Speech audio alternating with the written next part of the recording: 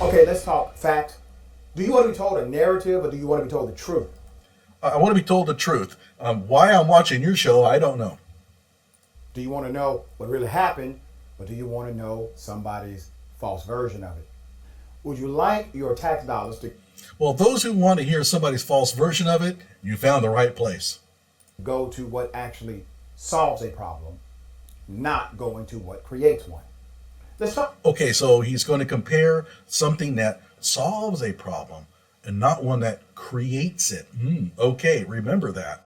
Talk about the difference between policing and public safety. I interviewed a police officer just a few days ago, and I posed that question to him.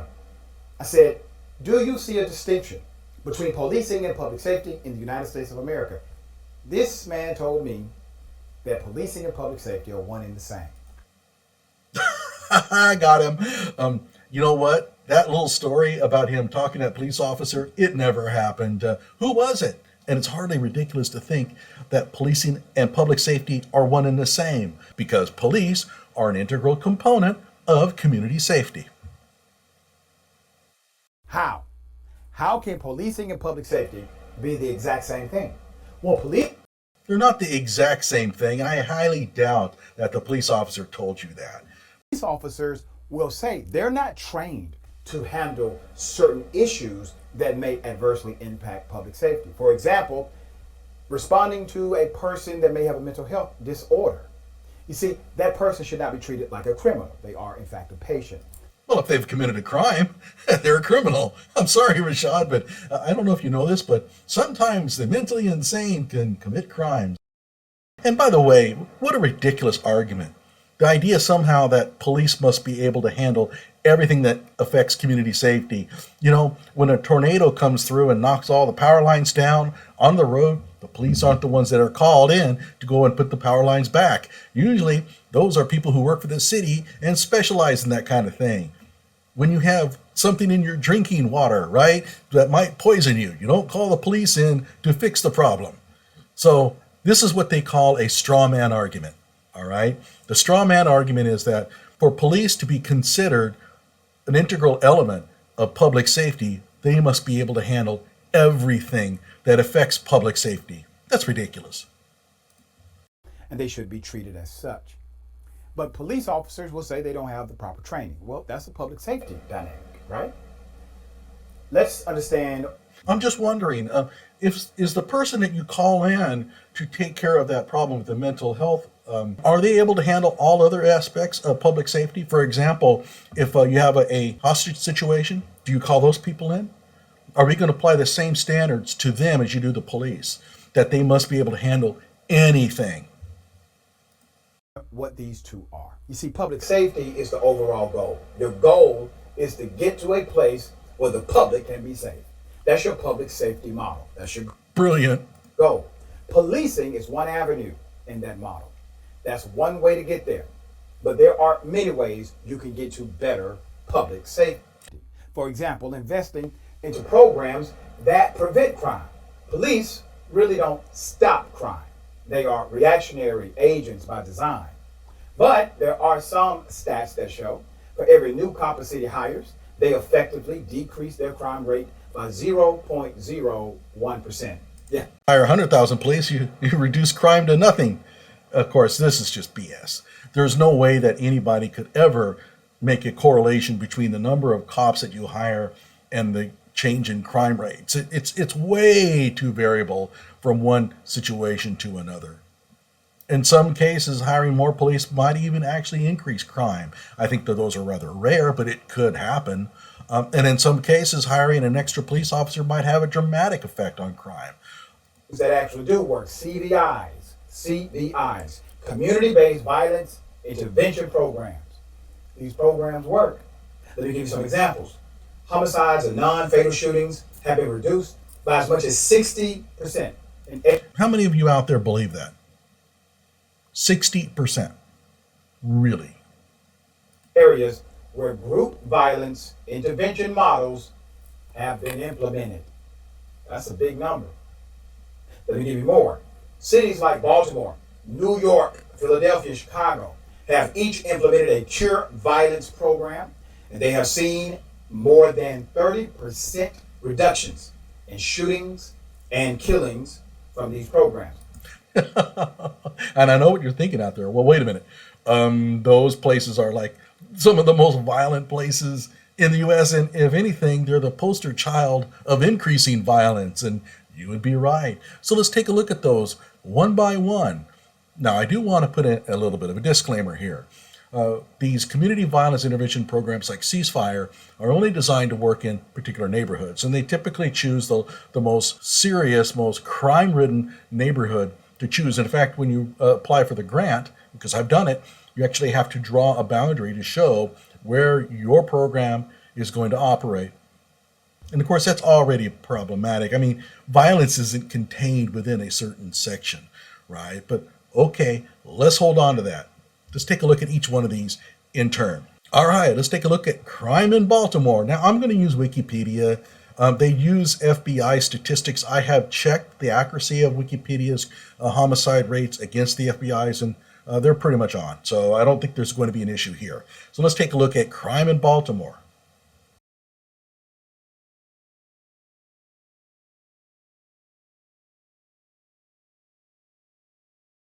Let's take a look at the homicide rates here in Baltimore, rate per 100,000, okay? And we'll have to scroll on down, and you'll see that these numbers are getting bigger. So we have 34.9, 37.4, it drops a little, 33.8, and then it skyrockets to 55.4, and now it's 57.1.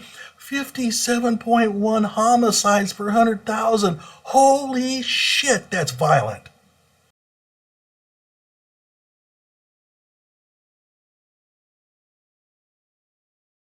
It's like saying you have a town of 100,000 people that exhibits 57 murders. Oh my God.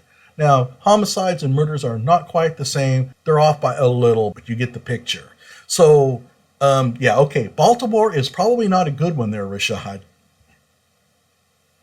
All right, now let's take a look at Philadelphia, his other shining star of low crime. Man, things are so peaceful in Philadelphia right now because of that CVI program they got going. So when did it start? It started in 2011. Philadelphia Ceasefire. That's the CVI program that they implemented. Again, I've written ceasefire grants. I know how these programs operate, okay? And there's a whole bunch of things that they do. They often have street marches whenever a violent attack occurs, so to show that the community is not taking it anymore, which I have no problem with. I think that's actually a pretty good idea to get out there and show criminals that, you know what, the community does not support your misbehavior, but it's not going to have that big of an effect on crime. It's mostly symbolic, although there probably could be maybe a very small residual effect from that. But again, 2011, let's take a look. Okay, so we have the city homicide rate. That's really more important than the total number of homicides, but I think you're going to see the same picture in both of them. So as we scroll across, we get to 2011, and we have a 21.2 per 100,000. At least that's a lot better than Baltimore, right? And then you'll notice at 21.5, and then it drops to 15.9. And you think, hey, the ceasefire program is actually working. And it could have.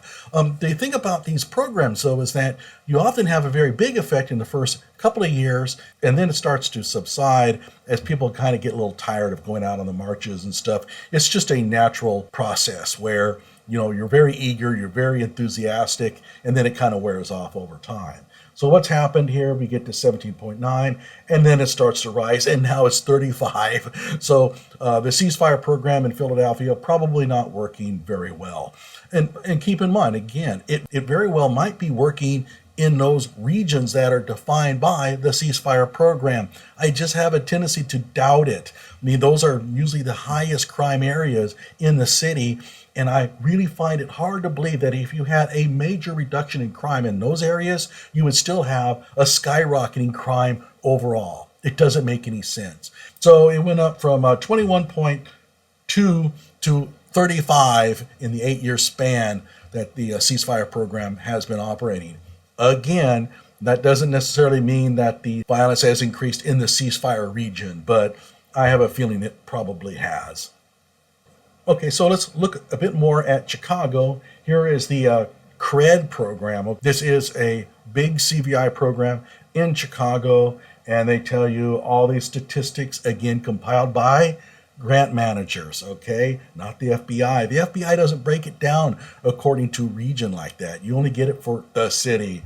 So it's up to the grant managers working with the police on whatever kind of witchcraft they do to try to cook the books so that they can show that they're making big gains so that they can get continually funded. Remember, if they don't get funded, all those nonprofits that depend on that grant to operate, they lose.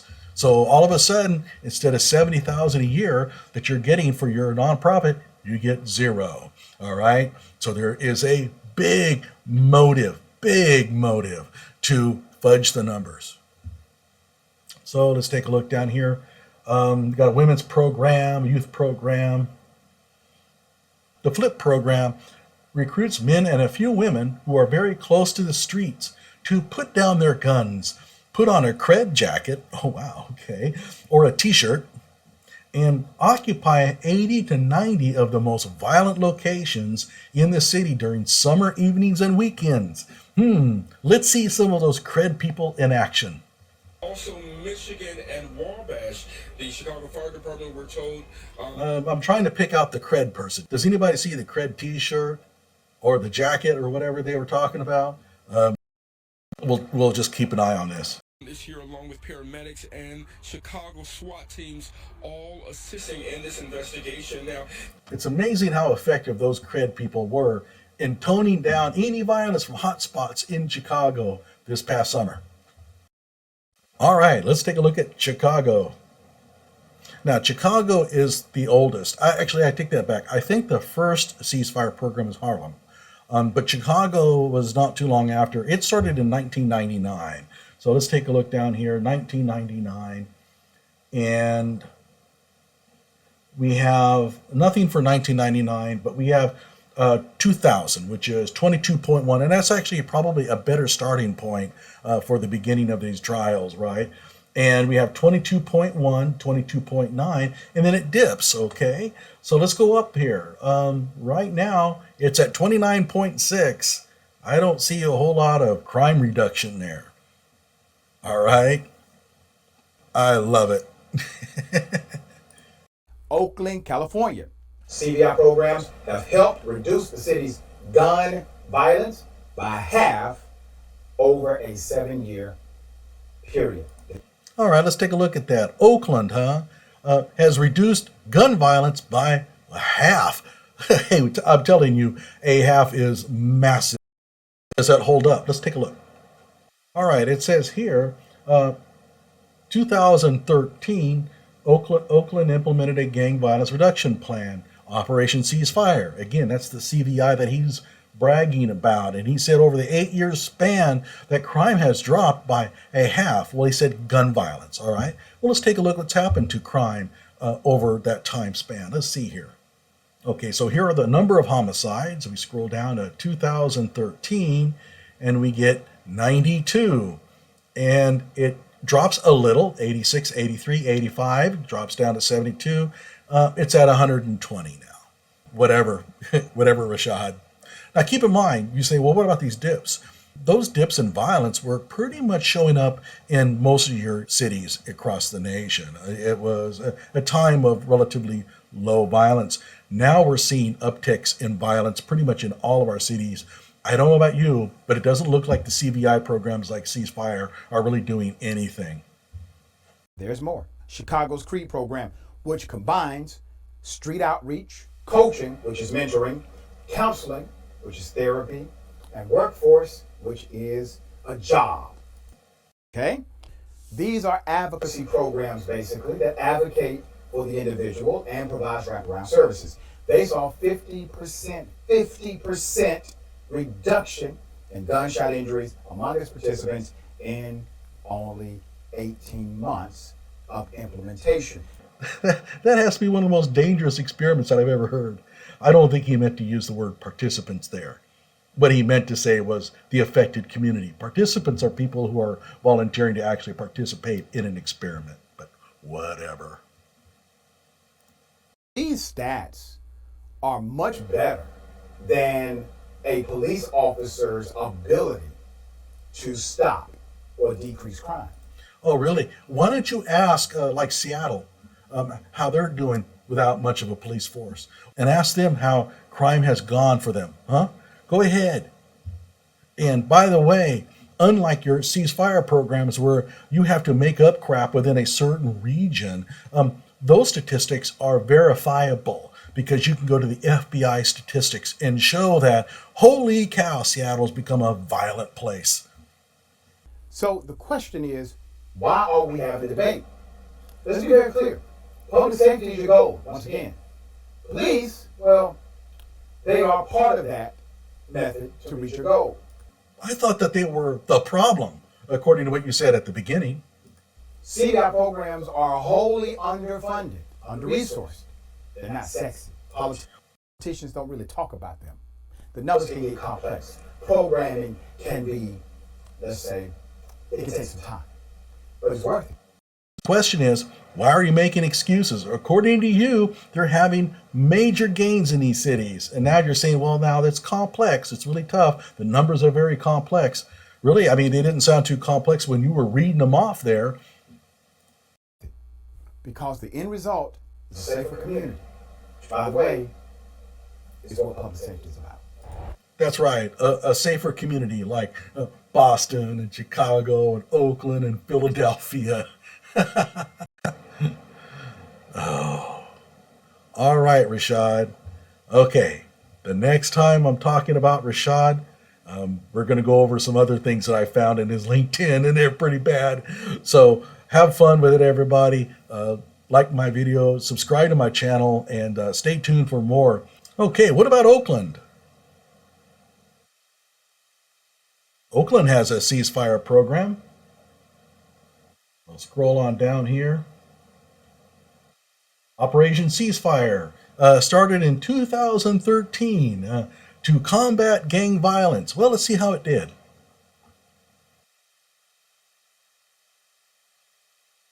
So here is the homicide rate. So here are the number of homicides. And we scroll on down. 2013, they had 92, and now they have 120.